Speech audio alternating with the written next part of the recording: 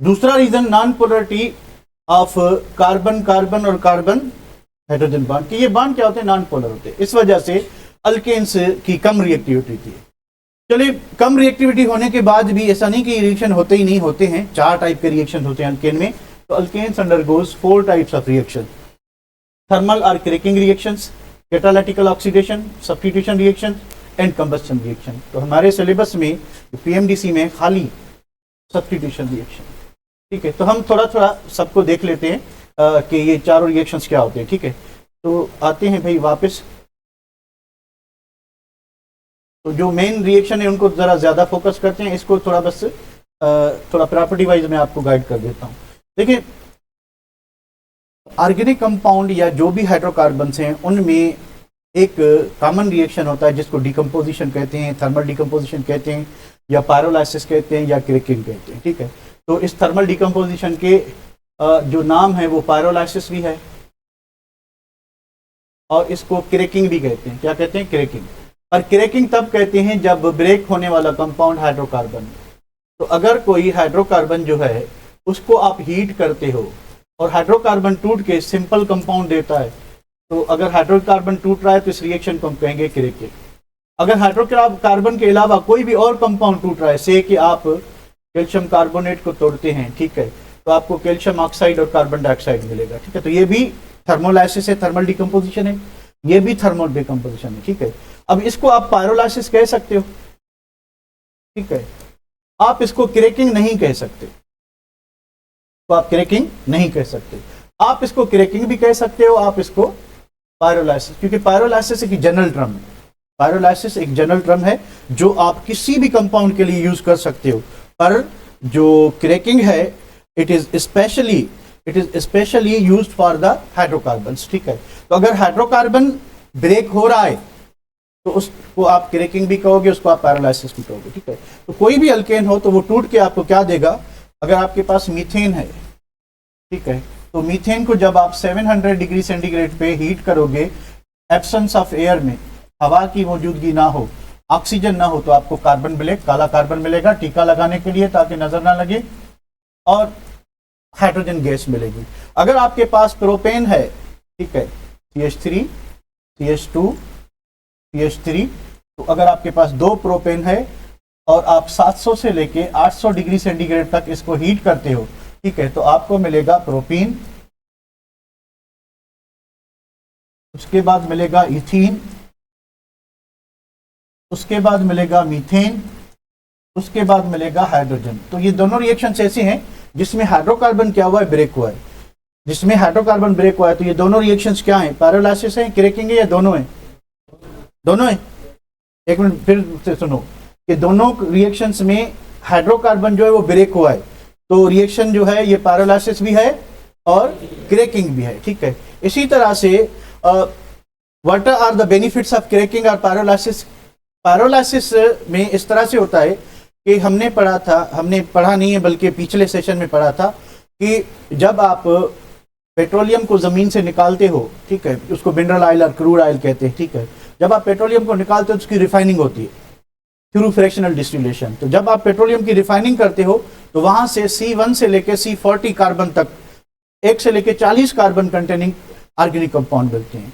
उसमें काम के जो है वो छोटे वाले होते हैं, लेस देन 20 कार्बन वाले, वो हम डिफरेंट सोर्सेज में यूज करते हैं। फॉर एग्जांपल, अगर 1 कार्बन से लेके 4 कार्बन है तो नेचुरल गैस में वो मौजूद होते हैं, हम घर एज ए डोमेस्टिक फ्यूल उनको यूज करते हैं, घर में जलाने के लिए या बेकिंग के लिए यूज करते हैं, ठीक है। अगर C5 से C10 है तो गैसोलीन, पेट्रोल के लिए काम आते हैं। एलिमेंट ऑयल, केरोसिन ऑयल, मिट्टी का तेल जो है वो यूज करते हैं। उसके बाद 12 से लेकर 18 तक हम जो है डीजल ऑयल, उससे हायर जो है मोबिल ऑयल। तो 20-25 कार्बन तक जो है हम इजिली, ये कंपाउंड ऐसे हैं कि जो यूज होते हैं। पर अगर आप उससे ऊपर चले जाएं, ठीक है, तो जो कंपाउंड होते हैं उनका यूज नहीं होता, क्योंकि 18 के बाद क्या हो जाएंगे? सॉलिड हो जाएंगे।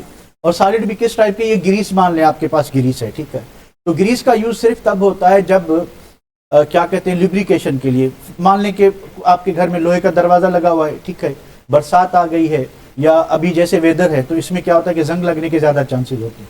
तो जो दरवाजे की जो कुंडी वगैरह है वो लगती नहीं है जंग लगने की वजह से, ठीक है, तो उसमें जो फ्रिक्शनल फोर्स है वो बढ़ जाती है, तो इस वजह से क्या करते हैं कि वो अदर हम नॉर्मली ऑयल लगा लेते हैं, या कोई पुराना घर में मोबिल ऑयल निकाला हुआ मोटर से या किसी भी डिवाइस से पड़ा है तो वो लगा लेते हैं, या फिर अगर जो है बाजार से थोड़ा सा ग्रीस लाएंगे वो लगा लेंगे। अब हमें इंतजार करना पड़ेगा कि भाई दरवाजे को जंग लगे, उसकी कुंडी खराब हो जाए, वो ना आए, फिर हम ग्रीस लाएंगे, फिर लगाएंगे, उसके बाद वो यूज होगा।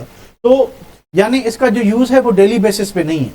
जैसे पेट्रोल गाड़ी में रोजाना भरवाना पड़ता है, रोजाना नहीं तो भाई 1-2 दिन बाद, 3 दिन बाद अगर गाड़ी चलाते हैं, और अगर ऐसे ही मोहल्ले वाले को दिखाने के लिए खड़ी की हुई है तो फिर पेट्रोल भराए ना, बस गाड़ी को सुंघा दिया करें, ठीक है, साशे में लाया करें पेट्रोल, ठीक है, जैसे वो पेंटिंग शैम्पू मिलता है, और गाड़ी को दिखा के वापस रख लिया करें। तो समझ गए होंगे, ठीक है। हाँ क्या, तो साशे में पेट्रोल ला के खुद सूंघ लिया करे, गाड़ी को ना दिखाया करे, ठीक है। तो वो यानी जो छोटे छोटे ऑर्गेनिक कंपाउंड है वो ज्यादा इंपॉर्टेंट होते हैं, ठीक है। अब जो बड़े कंपाउंड है उनकी मार्केट डिमांड कम है, उनकी इंपॉर्टेंस क्या होती है, कम होती है, तो हम उनको छोटे छोटे कंपाउंड्स में कन्वर्ट करने के लिए ये रिएक्शन करते हैं। अब डिपेंड करता है कि हमारी रिक्वायरमेंट क्या है। अगर आप प्लास्टिक बनाना चाहते हैं, फिर क्रैकिंग के टाइप्स होते हैं, ठीक है। ये मैं आपको और लिख दे रहा हूँ क्योंकि हमारे उसमें पीएमडीसी में नहीं है, पर थोड़ा आपको आइडिया होना चाहिए, मिस नहीं करना आप लोग, ठीक है। तो क्रैकिंग की टाइप पहली है कि थर्मल डिकम्पोजिशन होती है, यानी विदाउट कैटलिस्ट आप करोगे। अगर विदाउट कैटलिस्ट क्रैकिंग करते हो तो आपको थोड़ा ज्यादा टेम्परेचर चाहिए, यानी 700 से 800 या 1000 तक आपको टेम्परेचर चाहिए। उसमें क्या होगा कि आपको छोटे और बड़े अनसेचुरेटेड हाइड्रोकार्बन मिलेंगे। तो ये छोटा मॉलिक्यूल था, पर इसमें देखें आप ज्यादा क्या मिला है, प्रोपोर्शन अनसेचुरेटेड का, एक सेचुरेटेड और हाइड्रोजन गैस, ठीक है। तो अगर आप प्लास्टिक बनाना चाहते हैं या छोटी छोटी रिक्वायरमेंट है आपकी, ठीक है, तो आप क्या करोगे कि आप ये थर्मल क्रैकिंग करोगे, ठीक है। अगर आपको बिल्कुल जो है पेट्रोलियम के फ्रेगमेंट चाहिए, यानी आप किसी भी हैवी ऑयल को पेट्रोल में या गैसोलीन में कन्वर्ट करना चाहते हैं, तो आप कैटालिटिकल क्रैकिंग पे जाएंगे। कैटालिटिकल क्रैकिंग किसके जो है होती है प्रेजेंस में, आप एल्यूमिनियम ऑक्साइड सिलिका और जियोलाइट यूज करेंगे। तो एक पुराने बुक में एग्जांपल दिया हुआ था, नए में नहीं है। अगर हमारे पास C29 है, H कितना होगा 60। अब ये एक क्या चीज है, अब ये एक जो है पैराफिन वैक्स है। अब इस वैक्स का कोई यूज नहीं है। अगर हमारी कोई जो है एडी वगैरह में क्रैक आ गया है, होंठ पे क्रैक आ गया, तो आप जेली लगा लें, ठीक है, वेजलिन जिसको हम बोलते हैं, ठीक है। वेजलिन वैसे कंपनी है, इस जेल को पैराफिन वैक्स ही कहते हैं। तो हम नाम जो है वेजलिन लेते हैं जब भी जाते हैं, वेजलिन एक कंपनी है, उसका नाम नहीं है ये, उसका नाम वैक्स है, पैराफिन वैक्स, ठीक है। जैसे डायपर को हम पेम्पर ही कहते हैं, जहां भी जाएगा पेम्पर दे दो, है तो होता तो वो डायपर, पेम्पर तो कंपनी है। तो इसी तरह से जो है, अभी तक तो नहीं पहनते। तो ये जो हैवी ऑयल है, अब ये ना ही जो है आपकी नेचुरल गैस का कंपोनेंट है, ना ही ये पेट्रोल है, ना ही ये डीजल है, ना ही मोबिल ऑयल है। ये सिर्फ जो है लुब्रिकेशन के लिए यूज करेंगे, भाई हमारे होंठ में क्रैक आ जाए, दरवाजे को जंग लग जाए, फिर हम लगाएंगे, यही यूज है इसका। हम क्या करेंगे, इसकी कैटालिटिकल क्रैकिंग करेंगे, यानी हम जियोलाइट यूज करेंगे। तो जियोलाइट कैटलिस्ट की मौजूदगी में 500 से लेके 550 डिग्री सेंटीग्रेड तक, ठीक है, क्या होगा, ये हमें देगा C15H30 plus C7 plus C8। अब बताएं क्या हो गया, ये हो गया आपका डीजल ऑयल का कंपोनेंट, ये दोनों हो गए पेट्रोल के। पेट्रोल होता है C5 to C10, C5 to C10। अब ये दोनों फ्रेगमेंट हो गए पेट्रोल के, यानी ये हो गया आपका पेट्रोल और ये हो गया आपका डीजल, ठीक है। ये आपका क्या हो गया, डीजल हो गया, ठीक है। तो इसको फर्दर क्रैक करेंगे, दोबारा पेट्रोल मिलेगा आपको, ठीक है। तो अगर आपकी चॉइस छोटे छोटे मॉलिक्यूल है तो आप थर्मल क्रैकिंग पे जाएंगे। अनसेचुरेटेड यानी आप प्लास्टिक बनाना चाहते हैं तो आप थर्मल क्रैकिंग पे जाएंगे। अगर आप गैसोलीन लेना चाहते हैं, पेट्रोल की ज्यादा प्रोडक्ट लेना चाहते हैं, तो फिर आप कैटालिटिकल क्रैकिंग पे जाएंगे। तो इसका क्रैकिंग का एडवांटेज ये होता है कि जो रिफाइनरी से पेट्रोलियम बनता है, यानी पेट्रोलियम अंदर जमीन से निकला, पेट्रोलियम को हमने रिफाइन किया, तो जस्ट 20% जो हमारी डेली रिक्वायरमेंट है उसका 20% रिफाइनरी देती है। बाकी जो उससे जो बड़े बड़े कंपाउंड निकले जिनका यूज लिमिटेड था, उसकी क्रैकिंग से 80% जो एडिशनल डिमांड है वो क्रैकिंग से ली जाती है, ठीक है। तो इसको मैं इधर वाइंड अप करता हूँ। हमारी टॉपिक थी नहीं, पर थोड़ा सा इसको, थोड़ा सा नहीं बल्कि हमने ज्यादा इसको ओवरलैप कर दिया, ठीक है। अब आगे बढ़ते हैं। उसके बाद कंबशन है, ठीक है। कंबशन का मतलब है कि ऑर्गेनिक कंपाउंड की एक जनरल प्रॉपर्टी होती है कि जो भी ऑर्गेनिक कंपाउंड है वो जलता है in the presence of oxygen of air. Or pure oxygen, ठीक है। तो अगर ऑक्सीजन है या ऑक्सीजन ऑफ एयर है तो दोनों कंडीशन में क्या होगा कि रिएक्शन होगा, कंबशन। एक सिंपल सा क्वेश्चन बताएं कि कंबशन जो है हम कंबशन करते हैं किससे? प्योर ऑक्सीजन से एंड ऑक्सीजन ऑफ एयर। मुझे बताएं रेट ऑफ रिएक्शन दोनों का सेम होगा या चेंज होगा? ये फास्ट होगा, ये क्या होगा? स्लो होगा।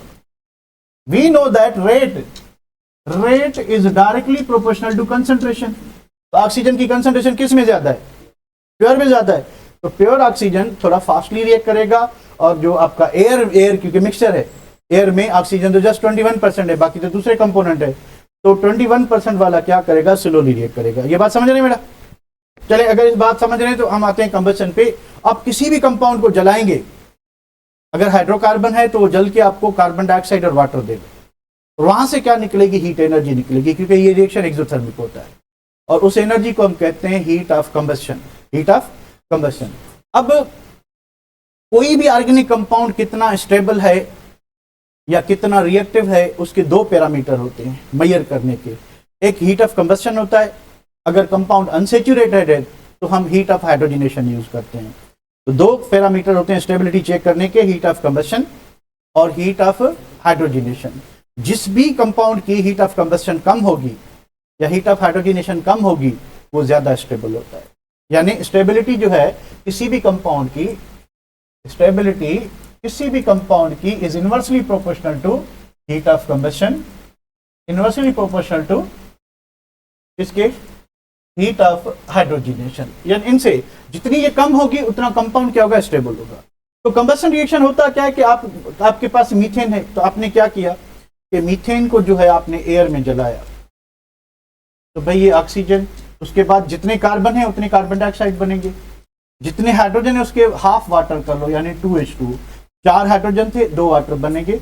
और ये रिएक्शन एक्सोथर्मिक होता है तो delta H is equal to क्या होगा? नेगेटिव होगा, ठीक है। तो यहां से जो हीट निकलेगी उसको क्या कहेंगे?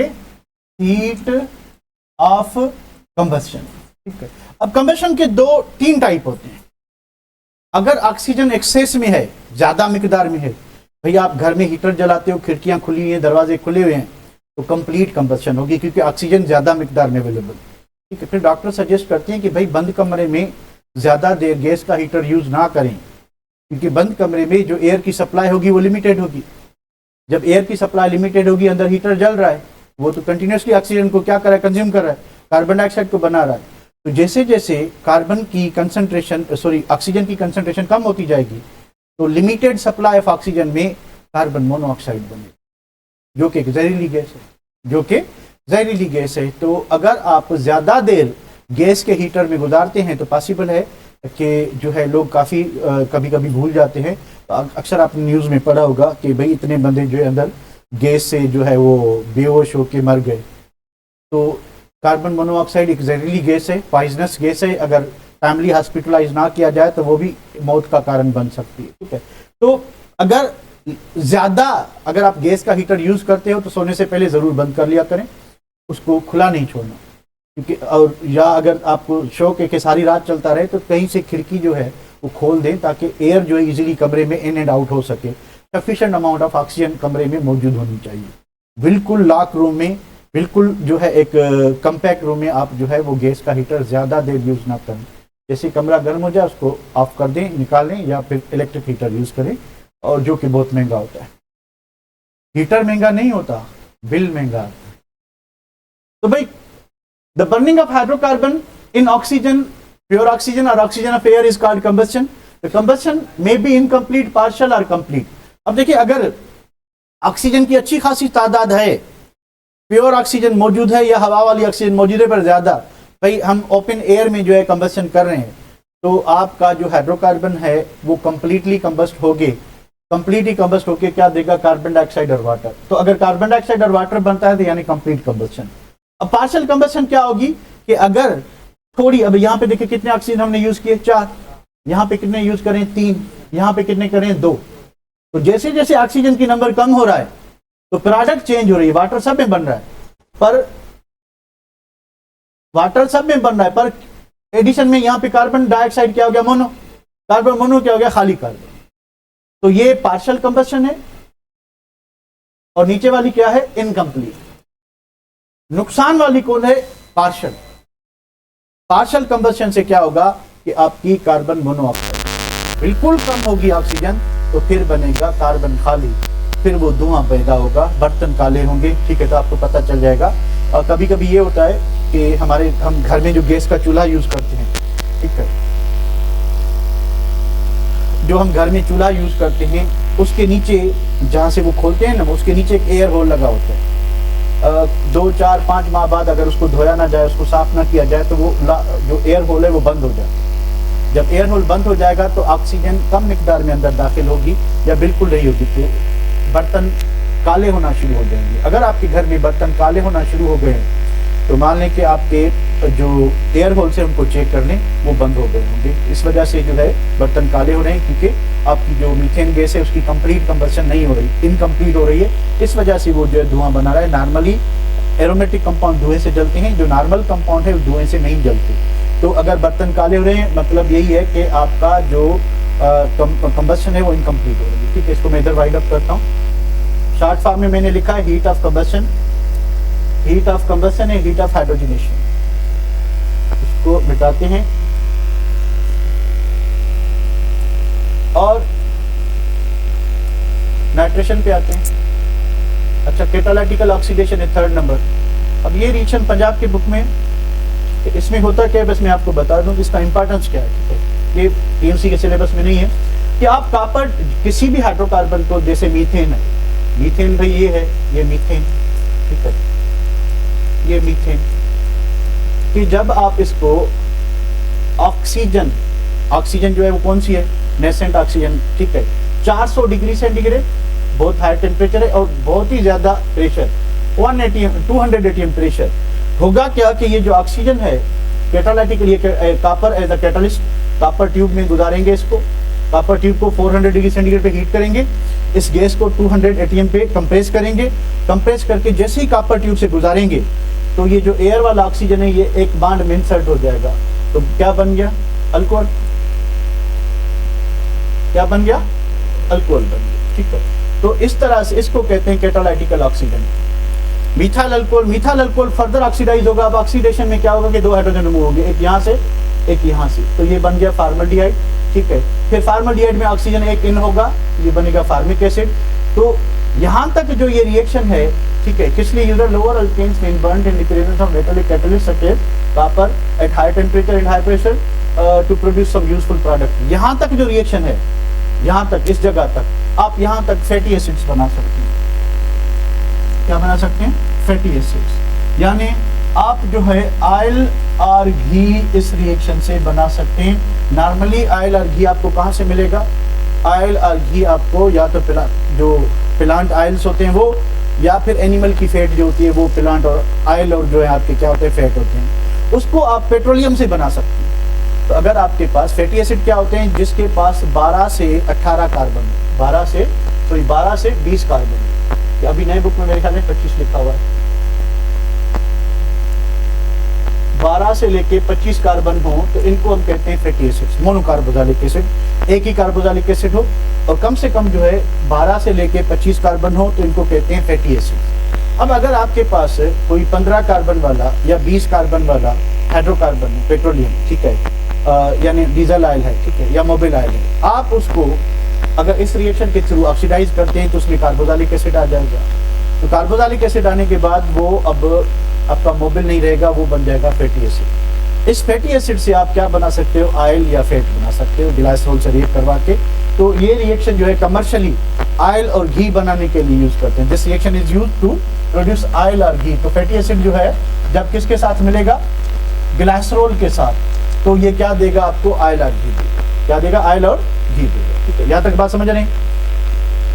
तो ये कैटालिटिकल ऑक्सीडेशन, अगर फर्दर ऑक्सीडेशन करना चाहते हैं तो आपको कार्बन डाइऑक्साइड और वाटर मिलेगा। अब ऑक्सीडेशन की एक्सटेंट क्या होती है कि एक्सटेंट ऑफ ऑक्सीडेशन क्या होता है कि कार्बन और ऑक्सीजन के बॉन्ड बढ़ते जाए, कार्बन और ऑक्सीजन के बॉन्ड बढ़ते जाए। एक्सटेंट ऑफ ऑक्सीडेशन, थोड़ा गौर करना। यहाँ पे देखें कि जब हमारे पास मीथेन था, तो मीथेन में कोई ऑक्सीजन बॉन्ड नहीं है, कार्बन ऑक्सीजन बॉन्ड। तो जब हमने क्या किया कि ऑक्सीजन से रिएक्ट करवाया तो एक कार्बन ऑक्सीजन बॉन्ड बना, एक कार्बन ऑक्सीजन बॉन्ड। जब इसको हमने फर्दर ऑक्सीडाइज करवाया तो -H2O, ठीक है, ये ऑक्सीजन एक हाइड्रोजन यहाँ से, एक हाइड्रोजन यहाँ से निकल गया, ठीक है। तो यहाँ कितने रह गए हाइड्रोजन? 2। तो ये CH2, इसको इस तरह से देखें, और क्योंकि एक यहाँ से एटम निकला, यहाँ से यहाँ डबल बॉन्ड बनेगा, तो हमें मिला फॉर्मल्डिहाइड। फॉर्मल्डिहाइड में देखें कितने बॉन्ड है, कार्बन ऑक्सीजन 2। तो यहाँ पे कार्बन ऑक्सीजन 1 बॉन्ड था, कार्बन ऑक्सीजन 2 बॉन्ड हो गए।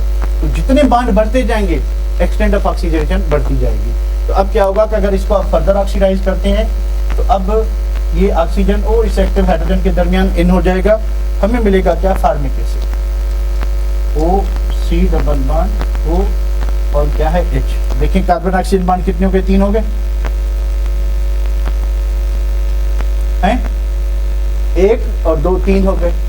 इसमें कितने देखो, no oxygen bond, carbon oxygen, 1 carbon oxygen bond, 2 carbon oxygen bond, further oxidation होगी तो 3 कार्बन ऑक्सीजन बॉन्ड, आखिरी प्रोडक्ट क्या थी, कार्बन डाइऑक्साइड। तो अगर आप इसकी फर्दर ऑक्सीडेशन के सारे रिएक्शन किसके मौजूदगी में होंगे, copper tube 400 and 200 ATM pressure, ठीक है।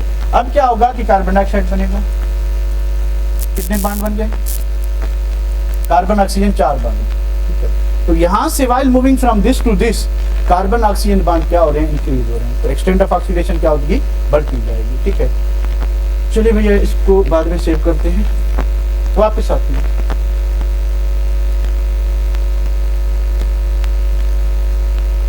नाइट्रेशन इधर क्या भाई, अच्छा इसी में सब्स्टिट्यूशन में नाइट्रेशन है, सब्स्टिट्यूशन रिएक्शंस। तो भाई पहली बात ये कि what are the substitution reactions, और अल्केन में सब्स्टिट्यूशन क्यों होती है। तो सब्स्टिट्यूशन रिएक्शन क्या होता है, देखें अल्केन्स सेचुरेटेड हाइड्रोकार्बन है या अनसेचुरेटेड, सेचुरेटेड है। और सेचुरेटेड हाइड्रोकार्बन्स में क्या होता है कि कार्बन की चारों वैलेंसीज पूरी होती हैं। तो चारों वैलेंसीज पूरी हैं तो कोई ग्रुप आके ऐड हो सकता है, क्यों नहीं हो सकता, क्योंकि 4 बॉन्ड कार्बन के पूरे हैं। जब तक कोई एक हाइड्रोजन रिप्लेस ना हो जाए उसकी जगह पे क्या आएगा, दूसरा एटम आएगा, यानी हाइड्रोजन रिप्लेस होगा उसकी जगह पे दूसरा एटम आएगा। तो ऐसा रिएक्शन जिसमें एक एटम दूसरे एटम को रिप्लेस करे, ऐसा रिएक्शन जिसमें एक एटम दूसरे एटम को रिप्लेस करे, इस रिएक्शन को कहते हैं सब्स्टिट्यूशन। तो इनके जो रिएक्शंस होते हैं वो सब्स्टिट्यूशन होते हैं, इनमें एडिशन नहीं हो सकती। एडिशन क्यों नहीं हो सकती, क्योंकि कार्बन की 4 वैलेंसी पूरी है, कार्बन की 4 वैलेंसी पूरी है, ठीक है। जब कार्बन की 4 वैलेंसी पूरी है, ठीक है, तो दूसरा ग्रुप ऐड नहीं हो सकता तब तक जब तक एक बॉन्ड टूटे, हाइड्रोजन रिप्लेस ना हो। तो ऐसा रिएक्शन जिसमें हाइड्रोजन की जगह कोई और एटम आए, या कोई भी ऐसा रिएक्शन जिसमें एक एटम रिप्लेस हो और दूसरा उसकी जगह पे आए, इस रिएक्शन को कहते हैं सब्स्टिट्यूशन रिएक्शन। क्या कहते हैं, सब्स्टिट्यूशन रिएक्शन, यानी a reaction in which one substance replaces other substance, एक चीज दूसरी चीज को रिप्लेस करे, तो इसको सब्स्टिट्यूशन रिएक्शन कहेंगे, ठीक है। तो है क्या डेफिनेशन लिखी है, इसलिए मैं रिपीट नहीं कर रहा कि a free radical substitution reaction are the principal reactions every homologous series, के हर homologous series के कुछ ऐसे reactions होते हैं जो normal conditions के होते हैं। हम कहते हैं कि these are the principal reactions, these are the characteristic reactions। वो हर फैमिली के कुछ ऐसे reactions होते हैं जो उस फैमिली को रिप्रेजेंट करते हैं। हमने ये पढ़ा हुआ है कि फंक्शनल ग्रुप की बेसिस पे केमिकल प्रॉपर्टीज होती हैं। तो अगर पूरी होमोलॉगस सीरीज में फंक्शनल ग्रुप सेम है तो पूरी होमोलॉगस सीरीज की केमिकल प्रॉपर्टीज भी क्या होंगी, सेम होंगी। टाइप ऑफ रिएक्शंस क्या होंगे, सेम होंगे। फिर हर होमोलॉगस सीरीज के अपनी टाइप के रिएक्शंस होते हैं। सपोज करें अगर आपके पास अल्केन है तो उसमें सब्स्टिट्यूशन होती है, अगर आपके पास अल्कीन या अल्काइन है तो उसमें एडिशन होती है, अगर आपके पास एरोमेटिक कंपाउंड है तो उनमें सब्स्टिट्यूशन होती है। पर थोड़ा थोड़ा फर्क होता है। फर्क क्या होता है कि सब्स्टिट्यूशन की भी फिर टाइप है। अल्केन में जो सब्स्टिट्यूशन होती है कौन सी होती है, फ्री रेडिकल से। अल्कीन्स में जो एडिशन होती है वो इलेक्ट्रोफिलिक एडिशन। अल्डिहाइड और कीटोन में जो एडिशन होती है वो न्यूक्लियोफिलिक एडिशन। और फिर एरोमेटिक कंपाउंड में जो सब्स्टिट्यूशन होती है वो इलेक्ट्रोफिलिक सब्स्टिट्यूशन। तो थोड़ा थोड़ा फर्क होता है। अब सब्स्टिट्यूशन तो कॉमन हो गया कि एक एटम आए दूसरे को रिप्लेस करे।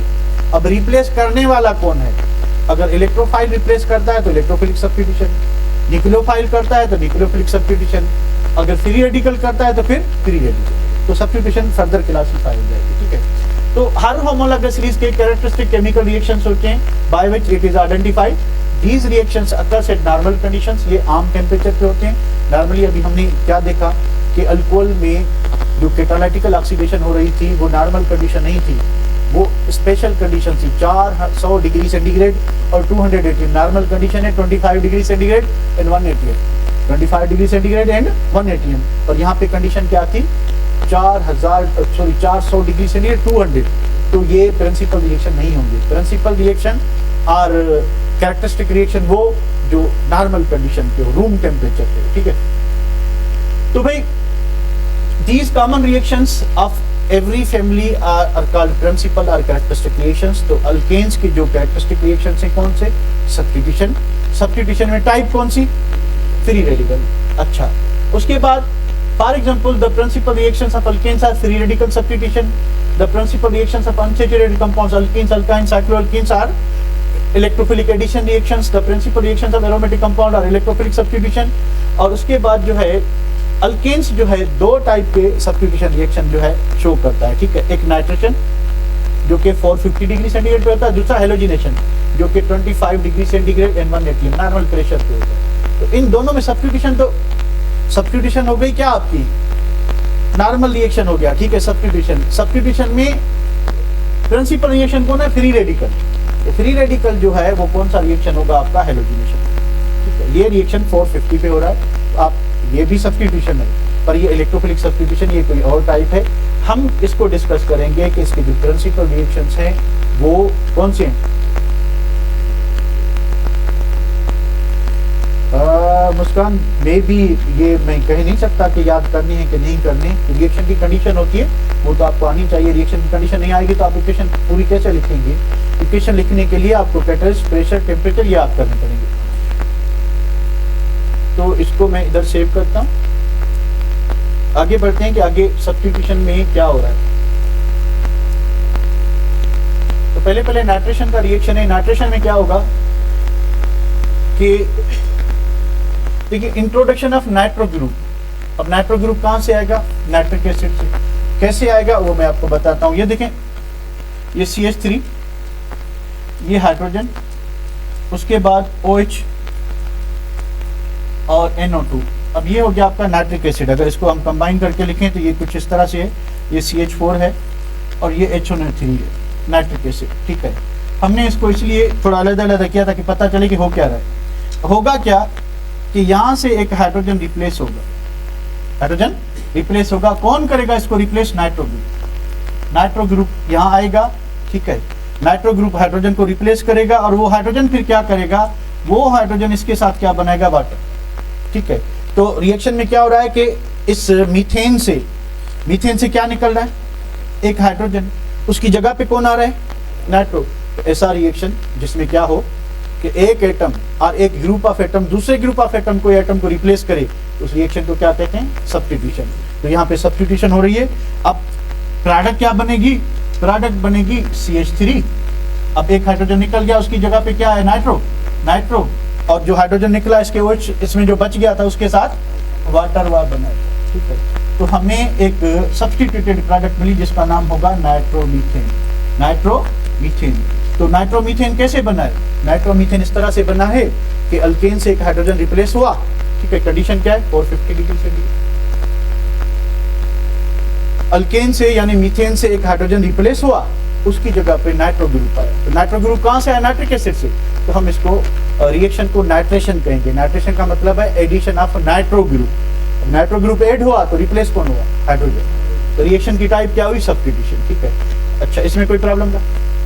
तो ये कौन सा रिएक्शन है, क्यों कह रहे हैं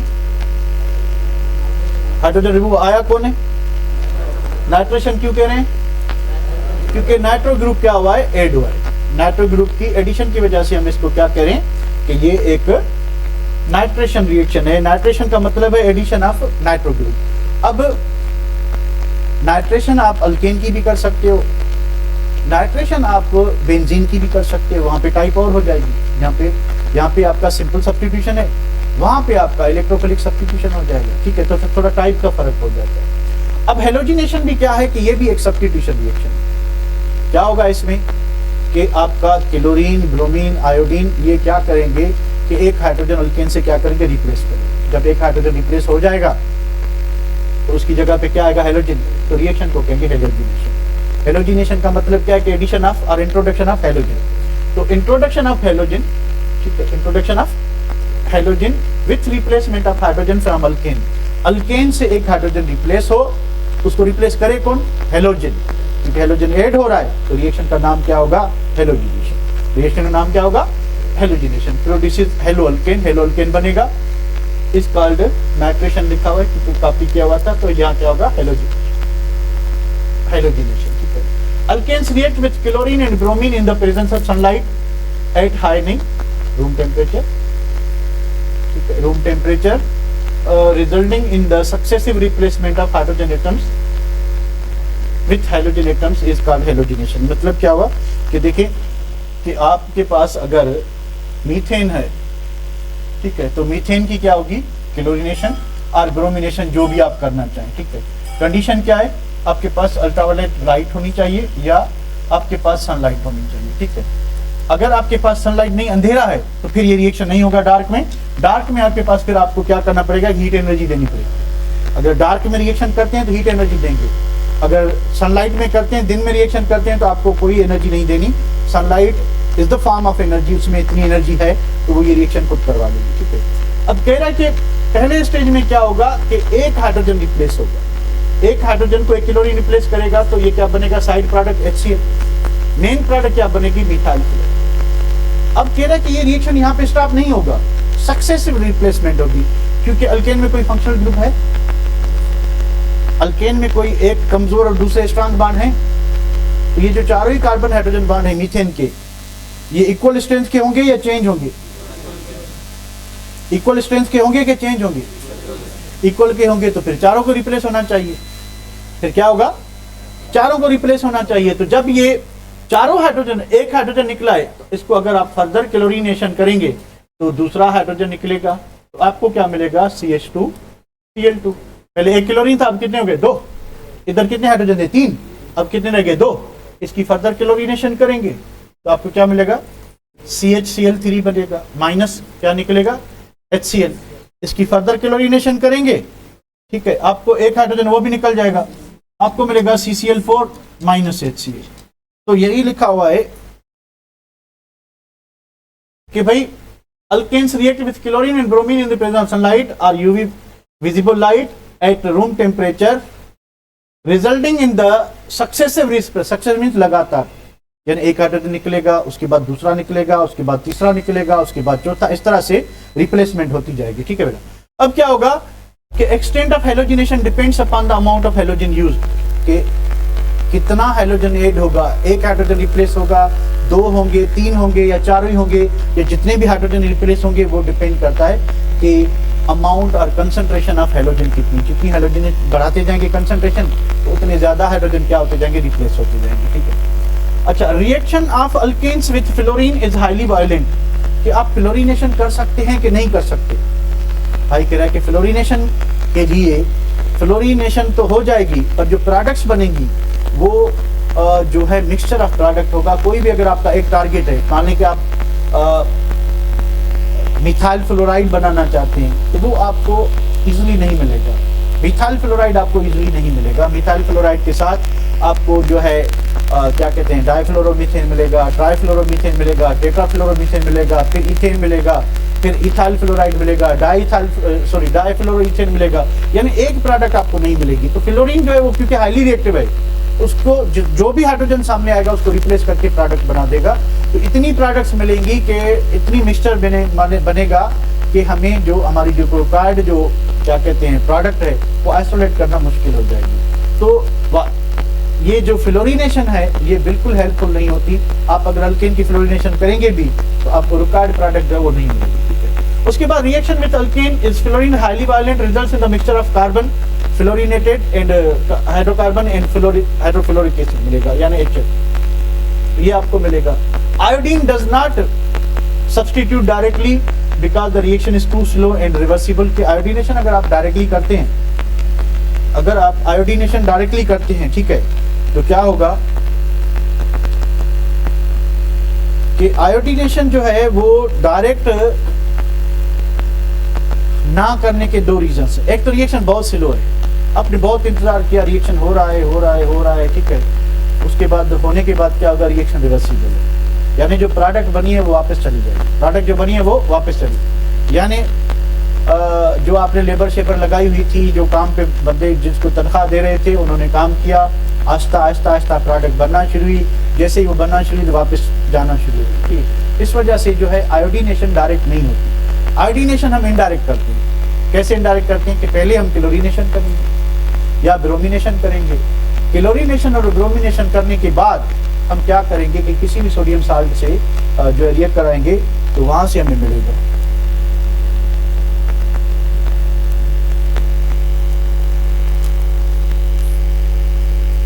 उसके बाद क्या चीज है कि the order of reactivity of halogen, कि फ्लोरीन ज्यादा रिएक्टिव होता है, क्लोरीन से क्लोरीन ज्यादा होता है, ब्रोमीन से ब्रोमीन ज्यादा होता है आयोडीन से, पर आइडियल क्या होता है कि आप क्लोरीनेशन और ब्रोमिनेशन करें। आप क्या करें, क्लोरीनेशन और ब्रोमिनेशन करें, ठीक है।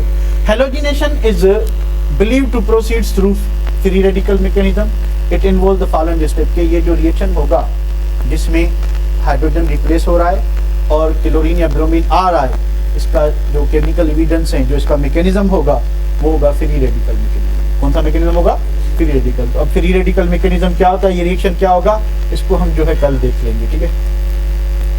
एक सेकंड आगे है क्या वो भी देख लेते हैं, उसके बाद डिसाइड करते हैं कि व्हाट टू डू। ये स्टेप्स हैं, ये कल कर लेंगे, ठीक है। अभी जाए आप चलें।